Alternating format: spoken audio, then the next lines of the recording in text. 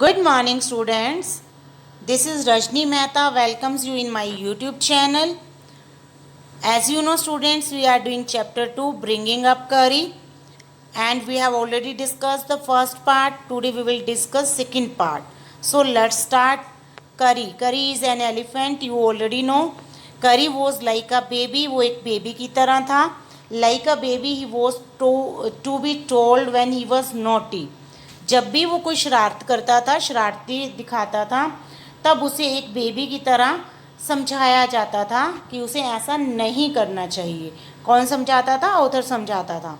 One day somebody gave him some bananas. एक दिन किसी ने उसे बनानास दिए टू ईट, खाने के लिए. वेरी सून ही developed a taste and great love for ripe bananas. तो उसे वो बनानास बहुत अच्छे लगे. वेरी सून, जल्दी ही उसे उसका टेस्ट पता लगने लग गया और वो राइप बनानास का बहुत ज़्यादा शौकीन हो गया. उसे पके हुए बनाना खाने अच्छे लगने लगे.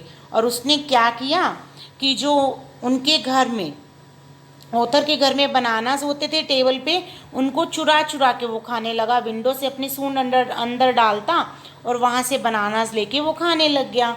तो स्टार्टिंग में तो वो बनाना की जो चोरी होती थी, किसी को समझ नहीं आया कि कौन कर रहा है. तो वो उनकी मेड्स को ब्लेम किया गया, सर्वेंट्स को ब्लेम किया गया कि आप लोग बनाना चुरा के खाते हो.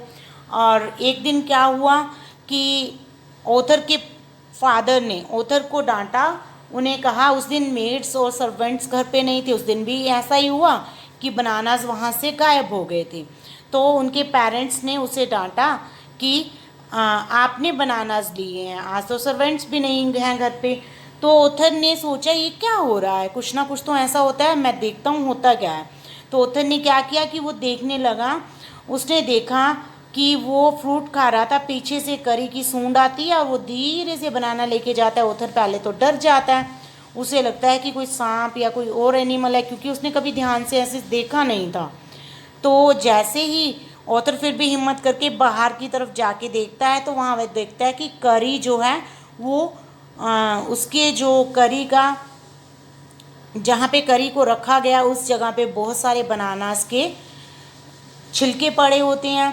और ऑथर समझ जाता है कि ये करी के काम है. तो ऑथर उसे डांटता है और समझाता है. Now what did the author do. Author ने क्या किया? The author went to him, उसके पास गया, and pulled him out by the ear, और उसके ईयर खींचा. And joyously showed to his parents, और बड़ी खुशी से उसे अपने उस पेरेंट्स को दिखाया दैट इट वॉज करी, कि ये करी है who was stealing the bananas, जो डेली बनाना चुरा रहा था.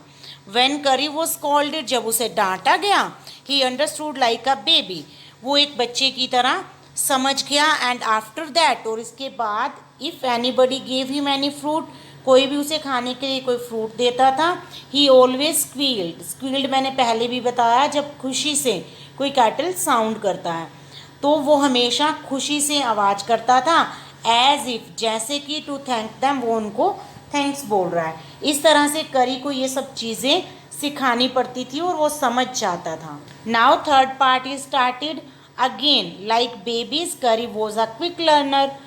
क्योंकि वो बच्चों की तरह था तो वो क्विक लर्नर था, बड़ी जल्दी से सीख जाता था. सो ऑथर डिसाइडेड, अब ऑथर ने डिसाइड किया, हिम टू टीच धत एंड माली, ये दो कमांड सिखाना उसने डिसाइड किया.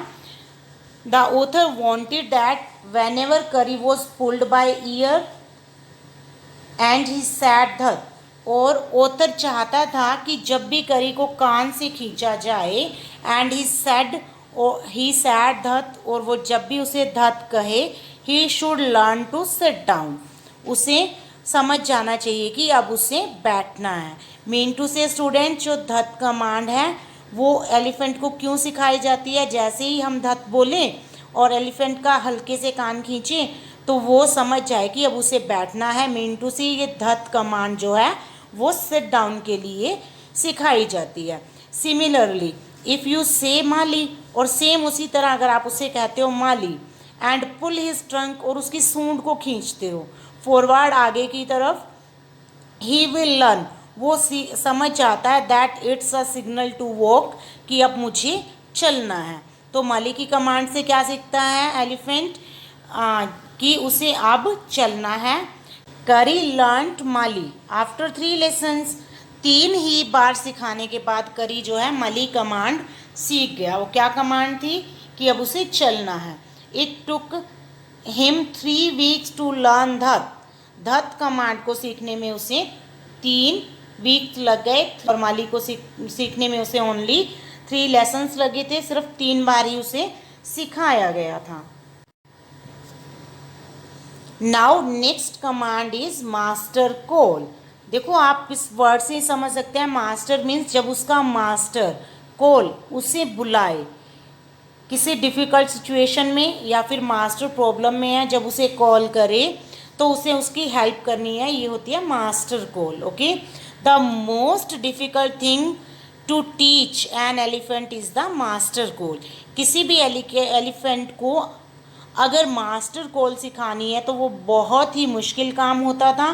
एन एलिफेंट जनरली टेक्स, एक एलिफेंट जो है normally takes 5 years to learn it. इसे सीखने में कितने ईयर्स लेता है? 5 years। Yet it is the most important, क्योंकि ये मोस्ट इम्पोर्टेंट है, बहुत ज़्यादा ज़रूरी है सिखाना। Signal for him to learn because it helps. क्यों ज़रूरी है? क्योंकि ये हेल्प करती है him to save his master's life, उसके मास्टर की लाइफ को बचाने में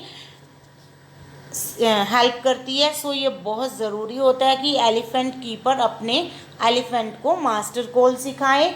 okay, remember it, it takes 5 years to learn it. इस तरह की सिचुएशन में ये अपने कीपर को बचाती है। इफ़ यू आर लॉस्ट, अगर आप गुम हो गए हैं इन द जंगल में and there is no way out, और आपको समझ नहीं आ रहा बाहर आने का रास्ता, the only thing to do then is to give a master call. तो आपने सिर्फ क्या करना है, अपने एलिफेंट को मास्टर कॉल देनी है। And at once the trained elephant understands, और जिस एलिफेंट को इस ये कॉल अच्छी से सिखाई गई है, वो ट्रेंड है, वो इस चीज़ को समझ आता है कि उसका जो कीपर है वो इस टाइम प्रॉब्लम में है। It will pull down the trees, वो क्या करता है, ट्रीज को तोड़ने लगता है, नीचे गिराने लगता है। इन फ्रंट ऑफ हिम, जो भी उसके सामने से आते हैं, विद हिज ट्रंक, अपनी सूंड से। ओके, और वो 1 by 1 ट्रीज को गिराता जाता है, नया और रास्ता बना देता है अपने कीपर को बाहर आने के लिए। दिस फ्राइटेंस, जब वो ऐसा करता है, ऑल द एनिमल्स अवे, जितने भी एनिमल्स होते हैं उस फॉरेस्ट में वो वहाँ से दूर भाग जाते हैं। Even the tiger is frightened, even tiger भी डर जाता है, वहाँ से चला जाता है अगर हो तो। The elephant goes on pulling down, elephant क्या करता है, पुलिंग डाउन, नीचे गिराता जाता है ट्रीज को, वन आफ्टर अनदर, एक के बाद दूसरे ट्री को। Thus a path is made out of the forest, और इस तरह से फॉरेस्ट के अंदर वो अपने कीपर के लिए रास्ता बना देता है। And save its master's life, और अपने मास्टर की लाइफ को बचाता है। So students, we have discussed in this chapter that elephants can help us, they can understand us, and they can live with us. So, this chapter is over. Have a nice day. Bye bye.